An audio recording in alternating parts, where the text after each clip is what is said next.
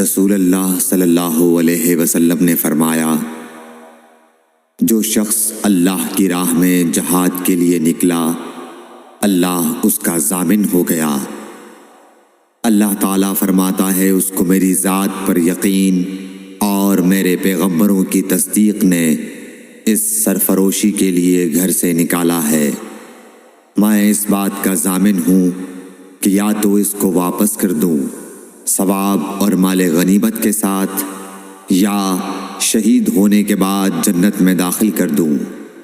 رسول اللہ صلی اللہ علیہ وسلم نے فرمایا، اور اگر میں اپنی امت پر اس کام کو دشوار نہ سمجھتا تو لشکر کا ساتھ نہ چھوڑتا، اور میری خواہش ہے کہ اللہ کی راہ میں مارا جاؤں، پھر زندہ کیا جاؤں، پھر مارا جاؤں، پھر زندہ کیا جاؤں، پھر مارا جاؤں۔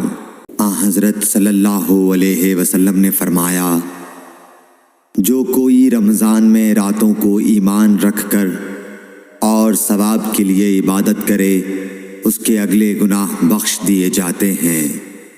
حضرت صلی اللہ علیہ وسلم نے فرمایا، جس نے رمضان کے روزے ایمان اور خالص نیت کے ساتھ رکھے، اس کے پچھلے گناہ بخش دیے گئے۔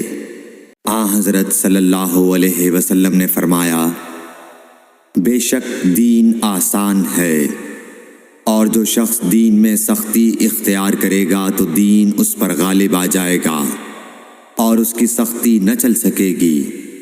بس اس لیے اپنے عمل میں پختگی اختیار کرو، اور جہاں تک ممکن ہو میانہ روی برتو، اور خوش ہو جاؤ کہ اس طرز عمل سے تم کو دارین کے فوائد حاصل ہوں گے، اور صبح اور دوپہر اور شام اور کسی قدر رات میں عبادت سے مدد حاصل کرو۔ نماز 5 وقتہ بھی مراد ہو سکتی ہے کہ پابندی سے ادا کرو۔ رسول اللہ صلی اللہ علیہ وسلم جب مدینہ تشریف لائے تو پہلے اپنی نانہال اترے جو انصار تھے، اور وہاں آپ نے 16 یا 17 ماہ بیت المقدس کی طرف منہ کر کے نماز پڑھی، اور آپ کی خواہش تھی کہ آپ کا قبلہ بیت اللہ کی طرف ہو۔ جب بیت اللہ کی طرف نماز پڑھنے کا حکم ہو گیا تو سب سے پہلی نماز جو آپ نے بیت اللہ کی طرف پڑھی عصر کی نماز تھی۔ وہاں آپ صلی اللہ علیہ وسلم کے ساتھ لوگوں نے بھی نماز پڑھی۔ پھر آپ کے ساتھ نماز پڑھنے والوں سے ایک آدمی نکلا اور اس کا مسجد بنی حارثہ کی طرف گزر ہوا تو وہ لوگ رکوع میں تھے۔